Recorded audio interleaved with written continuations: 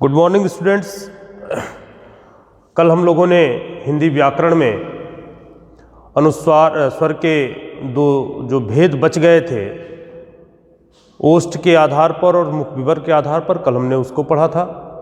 आज हम और अनुस्वार, अनुनासिक, निरानुनासिक, विसर्ग और अयोगवाह के बारे में जाना था। कल की चीज़ों को हम थोड़ा सा आज दोहराएंगे, जिसमें अनुनासिक की बात करेंगे,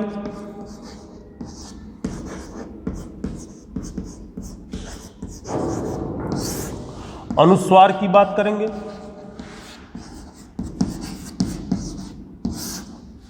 निरानुनासिक की बात करेंगे,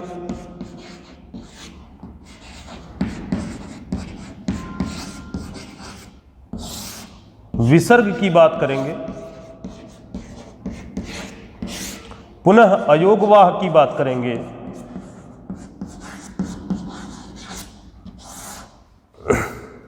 और फिर हम व्यंजन पे आएंगे।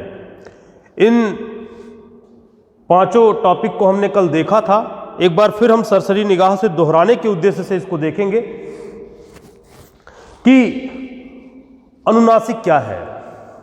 अनुनासिक वो नासिक के ध्वनियां हैं जिनके उच्चारण में नाक से बहुत कम सांस निकलती है। मैंने बताया कि अनुनासिक वे नासिक के ध्वनियां हैं जिनके उच्चारण में नाक से बहुत कम सांस निकलती है और मुख से सांस अधिक निकलती है। तो नाक से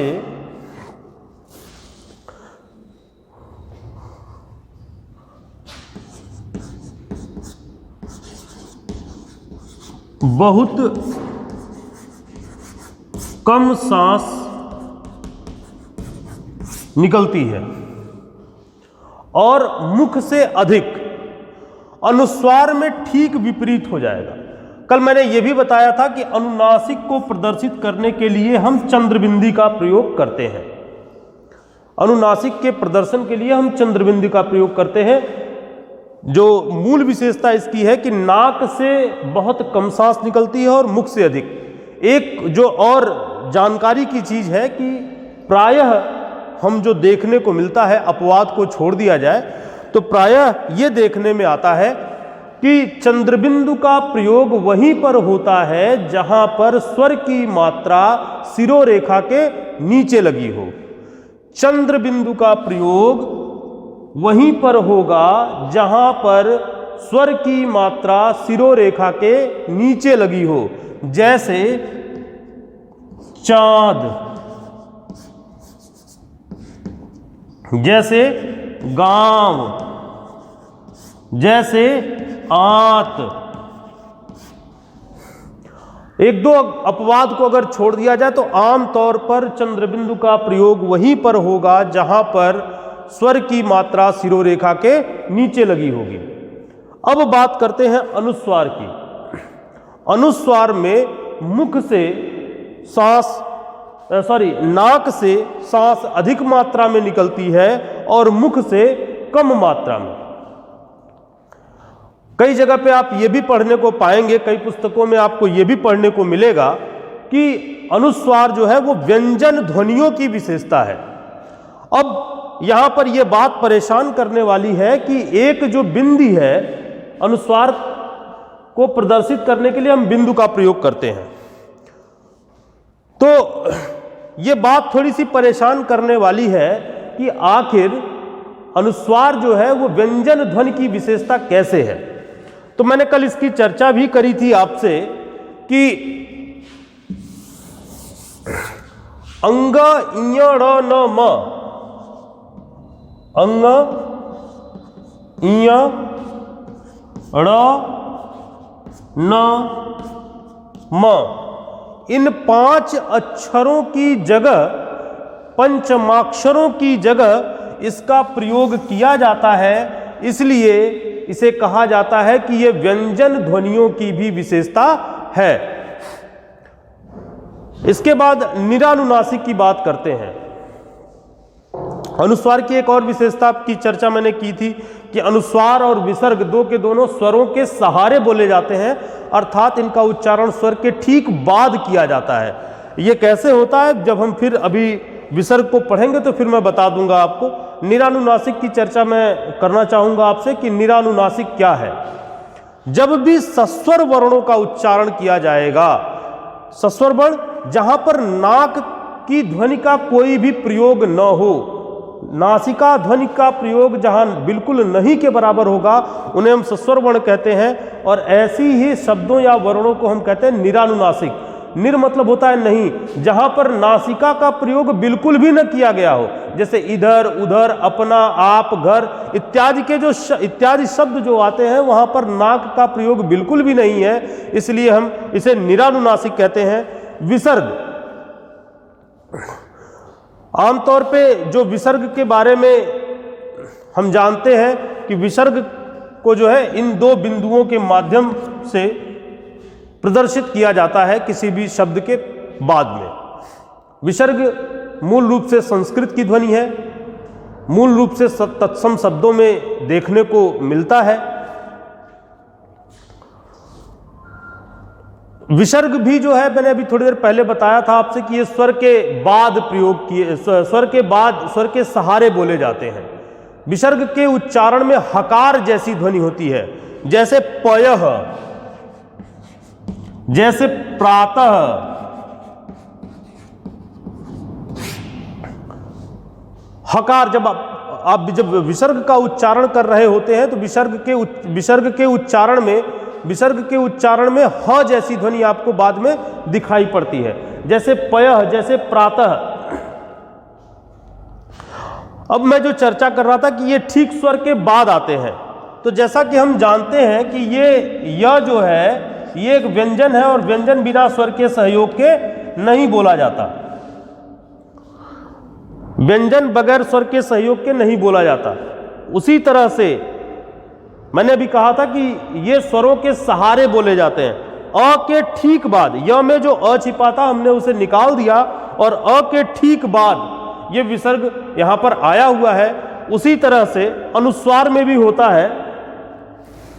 कल मैंने बताया था, कल के वीडियो में आप देख लीजिएगा, चीजें स्पष्ट हो जाएंगी। उसके बाद अयोगवाह, अयोगवाह मैंने कल ही बताया था कि योग न होने पर भी जो साथ रहे वो कौन है, वो वही अयोगवाह है। जैसे अनुस्वार और विसर्ग संपृक्त नहीं होते, कभी भी किसी भी अक्षर में चिपके हुए नहीं रहते, वो उनका स्वतंत्र अस्तित्व दिखाई पड़ता है।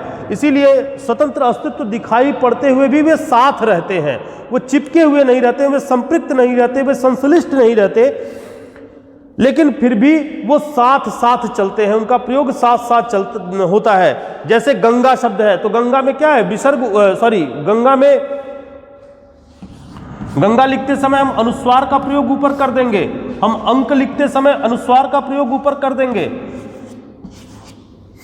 ये चिपके हुए नहीं है, इनका स्वतंत्र अस्तित्व दिखाई पड़ रहा है। उसी तरह पयः और प्रातः में भी विसर्ग का स्वतंत्र अस्तित्व दिखाई पड़ रहा है, ये संपृक्त नहीं है, ये चिपके हुए नहीं है। इसीलिए कहा जाता है कि अयोगवाह, जो साथ न रहते हुए भी साथ रहे। ये दोनों साथ जुड़े हुए तो नहीं है, लेकिन फिर भी इनका ये स्वतंत्र अस्तित्व के साथ रहते हुए भी वर्ण शब्दों के साथ स्वतंत्र रूप से चलते चले जा रहे हैं। इसलिए अनुस्वार और विसर्ग दोनों को अयोगवाह ध्वनियां कहा जाता है। और अगर ये पता है, ये न जाने कितनी बार प्रतियोगी परीक्षाओं से लेकर के और जो बीटीसी वगैरह की परीक्षाएं हैं उसमें न जाने कितनी बार इन प्रश्नों को दोहराया गया है। अब हम आते हैं व्यंजन पर, जो मुख्य रूप से आज हमें पढ़ना था। व्यंजन की परिभाषा को अगर लिया जाए, व्यंजन को अगर परिभाषा के तौर पर लिया जाए तो हम देखेंगे, जैसे स्वर की परिभाषा के बारे में मैंने बताया था आप लोगों को कि स्वर वे ध्वनियां हैं जिनके उच्चारण में कहीं कोई अवरोध या बाधा प्राप्त नहीं होती। उसी तरह से व्यंजन के उच्चारण में भी, उसी तरह व्यंजन की परिभाषा की अगर बात की जाए तो यहां पर ढेर सारे अवरोध और बाधा प्राप्त होती है। इनके उच्चारण में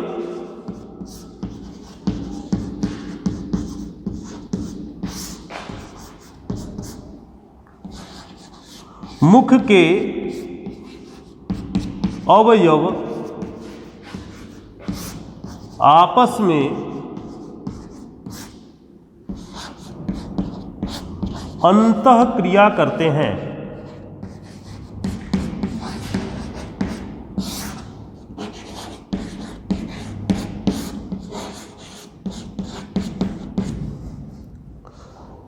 पहली विशेषता, स्वर की परिभाषा को अगर ठीक उल्टा कर दिया जाए तो व्यंजन की परिभाषा तैयार हो जाती है। स्वर के बारे में मैंने आपको बताया था कि स्वर के उच्चारण के दौरान मुख से निकलने वाली वायु और ध्वनि को कहीं कोई अवरोध और बाधा प्राप्त नहीं होती है। लेकिन व्यंजन के उच्चारण में मुख के जितने भी अवयव हैं, जैसे जिह्वा हो गई, जैसे कंठ हो गया, जैसे ताल हो गया, जैसे मूर्धा हो गया, जैसे दंत हो गया, ओष्ठ हो गया, ये सारे के सारे आपस में अंतःक्रिया करते हैं। कभी जिह्वा तालु को स्पर्श करेगी, कभी दंत को स्पर्श करेगी, कभी मूर्धा को स्पर्श करेगी, और जब तक ये स्पर्श नहीं होगा तब तक व्यंजन वर्णों का उच्चारण संभव नहीं है। दूसरी जो विशेषता है वो ये है, ये स्वर के सहयोग से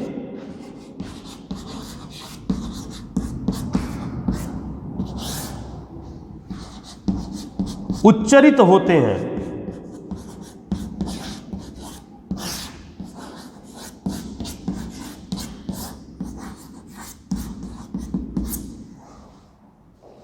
ये स्वर के सहयोग से उच्चरित होते हैं। पहली विशेषता मैंने बताया आपको कि इनके उच्चारण में जिह्वा मुख के भिन्न भिन्न हिस्सों के साथ अंतःक्रिया करती है, सहयोग करती है, घर्षण करती है, तब जाकर के इन ध्वनियों ये ध्वनियाँ निःसृत हो पाती हैं। और इस कारण जब संघर्ष होगा, स्पर्श होगा तो बाधा भी होगी, अवरोध भी होगा और ध्वनियाँ निःसृत होंगी। दूसरी कि ये स्वर के सहयोग से उच्चरित होते हैं। जितने भी व्यंजन वर्ण हम पढ़ेंगे वो सारे के सारे व्यंजन वर्णों में या तो अ की ध्वनि छिपी होगी या किसी न किसी स्वर की मात्रा लगी होगी। तीसरी जो विशेषता है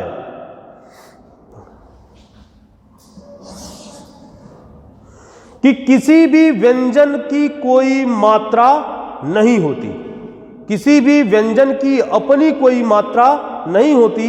मात्रा लगाने का अधिकार सिर्फ और सिर्फ स्वर के पास है। जो कई बार हम र को ऐसे देख लेते हैं और कहते हैं कि र की मात्रा है, तो ध्यान दीजिएगा कि र की यहां मात्रा नहीं लगी है। र क्या है? संयुक्त हुआ है और इसे कहते हैं रे फ। रे फ। रेफ का अपना नियम है कि ये जिस वर्ण के साथ उच्चारण किया जाता है, रेफ जिस वर्ण के साथ उच्चारण किया जाता है उसके ठीक अगले वर्ण पर ये जाकर के संयुक्त होता है। जैसे हम कर्म का उच्चारण करें, हम वर्ण का उच्चारण करें, हम धर्म का उच्चारण करें, हम मर्म का उच्चारण करें, तो हम देखेंगे कि र का उच्चारण पहले वर्ण के साथ हो रहा है। जैसे कर्म में क के साथ र का उच्चारण हो रहा है, परंतु म संपृक्त कहां हो रहा है, संयुक्त कहां हो रहा है? ठीक अगले वर्ण पर, अर्थात म पर यहां पर संयुक्त हो रहा है, तो इसे हम रेफ कहते हैं। तो मुख्य रूप से जो व्यंजन की विशेषता थी वो ये थी कि व्यंजन वर्ण के उच्चारण में मुख की जो अवयव है वो आपस में अंतःक्रिया करते हैं, आपस में सहयोग करते हैं, घर्षण करते हैं, तब इनका उच्चारण होता है। दूसरा, ये स्वर के सहयोग से बोले जाते हैं। तीसरा, इनकी अपनी कोई मात्रा नहीं होती। अब एक और जो प्रश्न यहां से पूछा जाता है कि स्वर व्यंजनों की संख्या मूल रूप से कितनी है, तो ध्यान दीजिएगा कि जब भी प्रश्न पूछे आपसे कि मूल रूप से व्यंजन की संख्या कितनी है, तो आप बताएंगे कि मूल रूप से व्यंजन की संख्या है 33। मूल रूप से व्यंजन की संख्या कितनी है? 33। और ये 33 व्यंजन 3 भागों में बटे हुए हैं।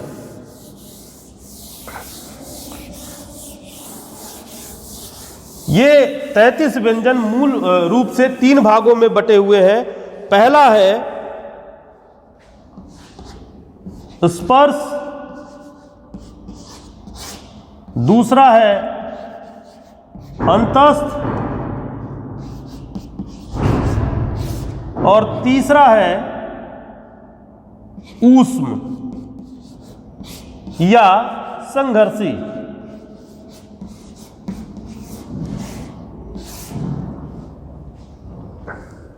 मूल रूप से व्यंजन 3 भागों में बटे हुए 33 के 33 व्यंजन, जिसमें पहला स्पर्श व्यंजन जो है वो उसकी संख्या है 25।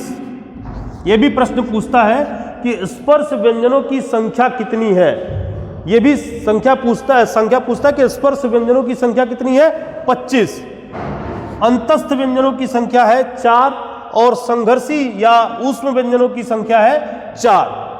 क से लेकर म तक, क से लेकर म तक जो व्यंजन आते हैं, क से लेकर म तक जो व्यंजन आते हैं उन्हें हम, क से म तक आने वाले व्यंजनों को हम स्पर्श व्यंजन कहते हैं। यारा लावा को हम अंतस्थ कहते हैं और श, स, ह इन्हें हम ऊष्म कहते हैं।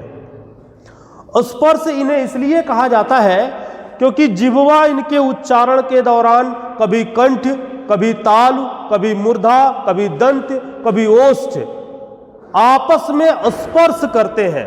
ये सारे के सारे हिस्से आपस में अंतः क्रिया करते हैं, आपस में स्पर्श के कारण इनका उच्चारण होता है। इसलिए क से लेकर म तक जो भी वर्ण आते हैं उन्हें हम स्पर्श व्यंजन कहते हैं, जिसमें क हर वर्ग के पहले अक्षर के नाम पर, जैसे क ख ग घ अंग, इसमें जो क है वो कंठ से उच्चारण होता है और पहले अक्षर के नाम पर इनको वर्गों में बांट दिया गया। तो जैसे क ख ग घ अंग क वर्ग की ध्वनि है और ये कंठ से इनका उच्चारण होता है।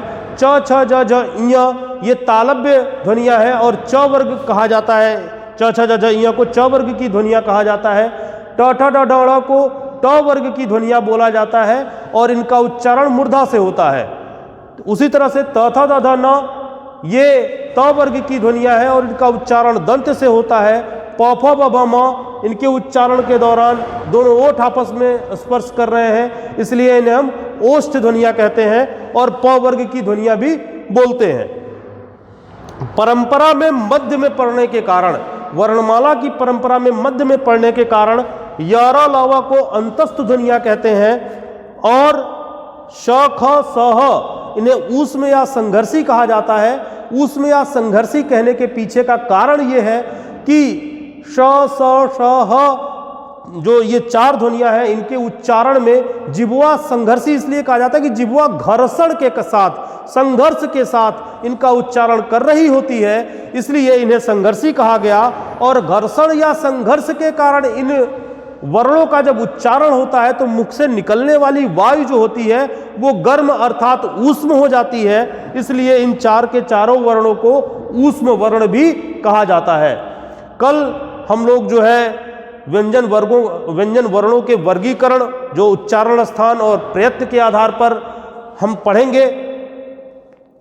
आज के लिए बस इतना ही।